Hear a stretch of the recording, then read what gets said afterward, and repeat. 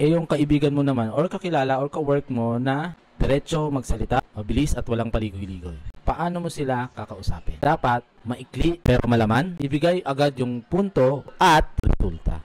So, dapat mapakita mo sa kanya yung end result. Halimbawa, isang senaryo, nasa meeting kayo nitong kaibigan mo, kakilala mo, na diretso magsalita. Nagtanong siya, okay, what's the plan? Anong gagawin natin ngayon para matapos to? Anong best approach mo sa taong ito? Sasabihin mo sa kanya, ito yung 3-step plan. Kapag sinimulan natin to ngayon, matatapos natin to bukas. So, imagine, kapag hindi mo sinabi yung matatapos bukas, kasi yun yung end result, magkakaroon siya ng duda na doon sa usapan nyo. Kapag sinabi mo sa kanyang, kamaaga natin itong matapos, hindi siya makaramdam ng end result. Sinabi mo, pagka sinimulan natin ito ngayon, matatapos natin to bukas. Tapos sinabi mo pa na ito yung 3-step plan. So, maiksi lang, hindi kailangan mahaba. So, ganun kausapin yung mga taong diretso magsalita at walang paligoy-ligoy. So, yun lang. If meron kang natutunan dito sa video na to, make it sure na nakafollow ka.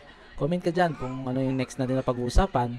Kung paano mo maipapanalo ang iyong relasyon sa iyong katrabaho, negosyo, magulang, kapatid, anak, at kung kani-kanino pa. Pag-uusapan natin yan sa mga susunod na video.